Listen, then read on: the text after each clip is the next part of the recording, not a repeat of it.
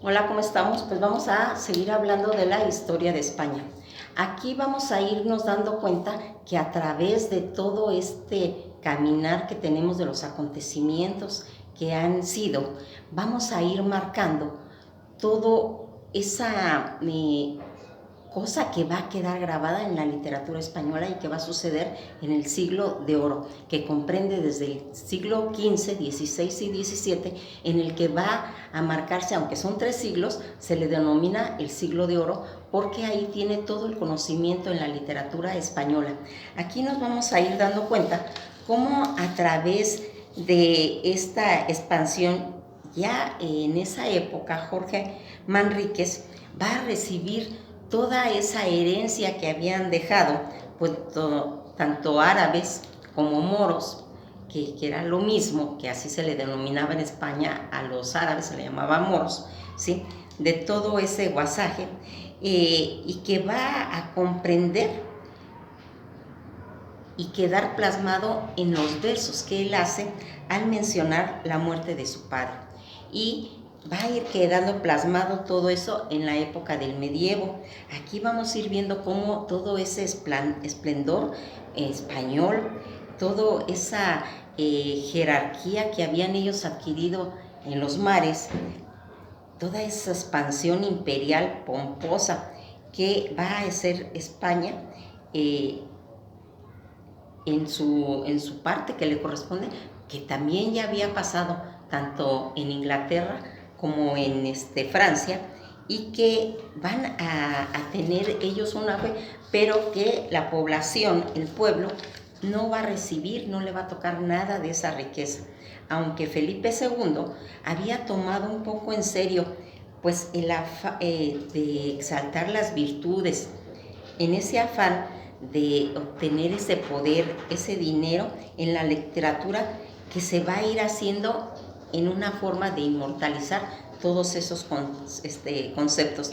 Aquí vamos a ir viendo cómo a través de las leyendas de los espadachines, de todos esos tercios españoles, ya habíamos comentado que los tercios había sido todo esas órdenes de caballeros que había quedado desde las cruzadas, que era gente que se contrataba para atacar a los pueblos en la época de las cruzadas, y que después quedó a la deriva. Y aquí es donde va a empezarse a reclutar a toda esa gente y se van a formar los tercios. Los tercios españoles correspondía que juntaron 6,000 hombres, y luego se empezaron a hacer de a 2,000, 2,000, 2,000, 2,000, y así avanzaban. Avanzaba un tercio, luego otro tercio y otro tercio.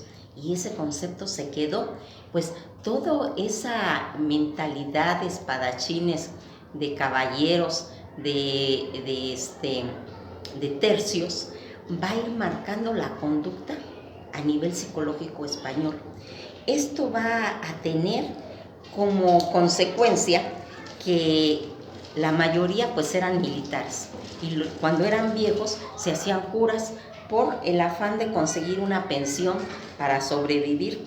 Paco Ibáñez va a ir ya mencionando todas estas situaciones, y el arcipreste de Ita va a ir dando un concepto en cómo se fue creando a través de la fe una ley, pero que la ley en realidad era el dinero, un discurso disfrazado, que aquí iba cumpliendo toda esa jerarquía que va teniendo el ser humano, y que en realidad son discursos de fe, que van a hacer pues que parezca el eje de una doble moral. Cuando habíamos hablado de la doble moral en Inglaterra en la época victoriana, donde todos eran puritanos, donde se mantenía una situación correcta, ¿sí? Pero debajo del agua, escondidas, llevaban su doble moral, y la literatura de Inglaterra también lo plasmó a través de sus libros. Por ejemplo, Frankenstein.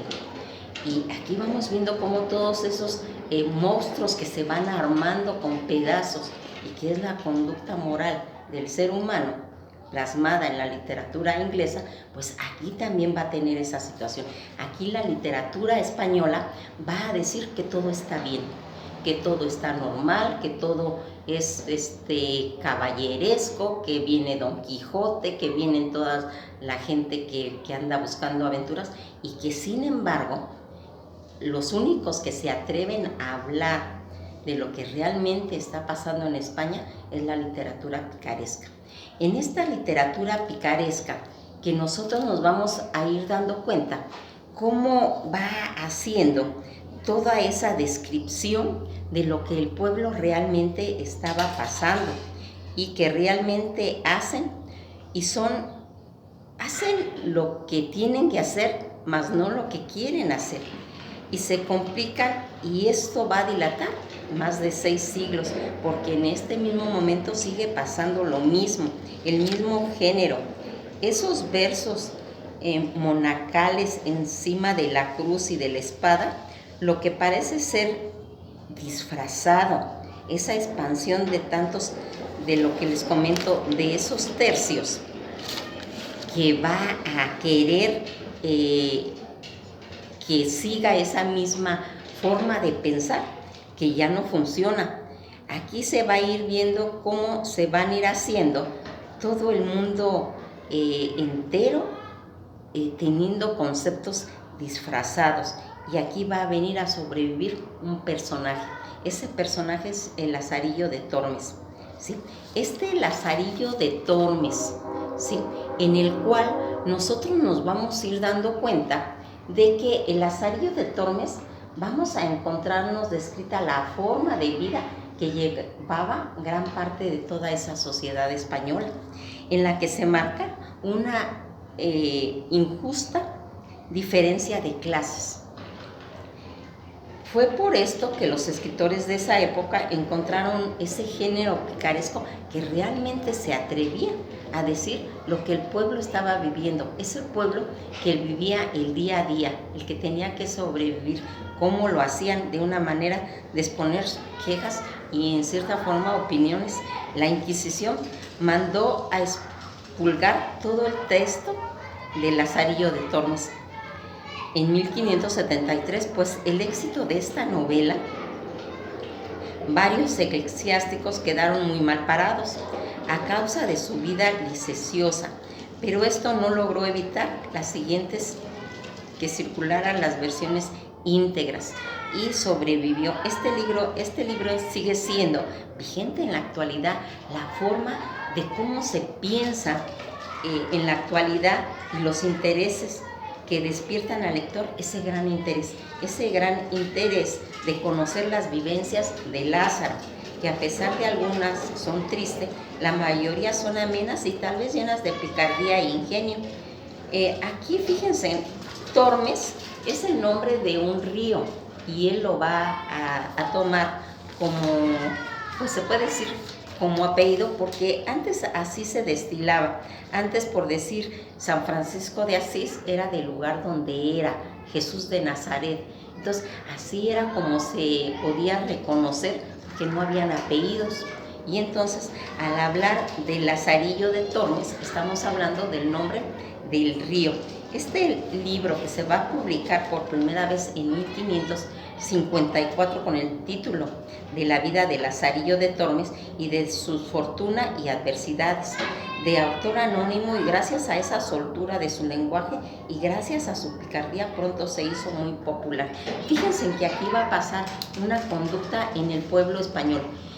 A partir de todos esos caballeros, a partir de todos esos espadachines, de todas esas órdenes monásticas y bélicas, se va a desprestigiar el trabajo. Ese es uno de los grandes problemas que se tiene en España. En esa época se comentaba de que estaba tan desprestigiado el trabajo que no tenían una cultura de trabajo, y en la cual sobrevivían al día. ¿Cómo? Pues con tranzas, con patrañas, con conductas de vividores, con tratar de sacar el día, porque era muy difícil, pero no tenían la conducta del trabajo, una conducta de trabajo y de ahorro para poder tener una vida digna, y que era uno de los grandes problemas que tenía España en todos esos años y que actualmente todavía se han seguido manejando porque se han llenado de deudas, tienen cantidad de hipotecas y tratan de dar imágenes que realmente no están respaldados en una realidad. Se cree que la existencia de este fue, o sea, estamos hablando de Lazarillo, en Amberes en 1553. La primera edición, porque la publicación de Alcalá de 1554 dice, nuevamente impresa y corregida, y de nuevo fue añadida a esta segunda impresión. El conocido literato Julio Cejador y Franca comentó acerca del Lazarillo: aventurero, marchantes llevándolos sin falta a la faltriquera, como la mochila, trajineros y soldados. Véase en el tinelo de paja y criados no menos. Son conceptos que se manejan en el caló español. Toda la recámara del señor comentaba de los señores y de los gabinetes, de las damas, de los bufetes y de los letrados.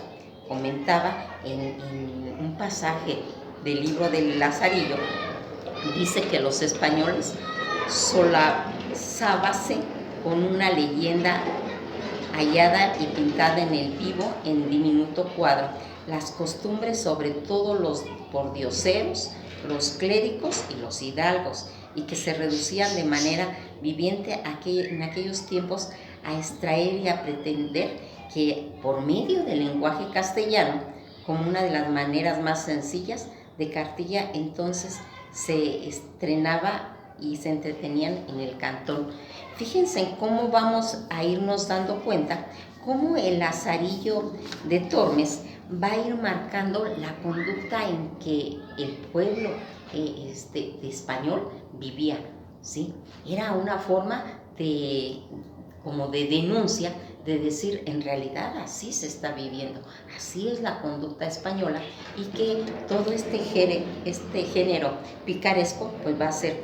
Aquí pues vamos a irnos dando cuenta cómo a través de conductas del español, de que eran mujeriegos, que no respetaban el amor, que tenían muchas deficiencias, y se va a ir haciendo como la esencia de la vida cotidiana en España por medio de la literatura se va a quedar plasmada, y que va a tener que ver, que va a ir contando el Lazarillo de Tormes como para él fue muy difícil poder ir sorteando la vida para sobrevivir, porque esa en realidad era el concepto que se tenía, nada más sobrevivir. ¿Cómo? No importaba, por medio de vender pues fábulas, cuentos, leyendas, y cobrar por ello, pero también de aprovecharse de muchas situaciones, porque la conducta era sobrevivir. Pues espero que les llame la atención. El Lazarillo de Tormes pues es un autor anónimo, y que aquí se va a ir plasmando eso. Léanlo, porque aquí van a entender mucho cuál es el pensamiento español en el medievo. Pues esto ha sido todo por hoy, y nos veremos en la próxima clase.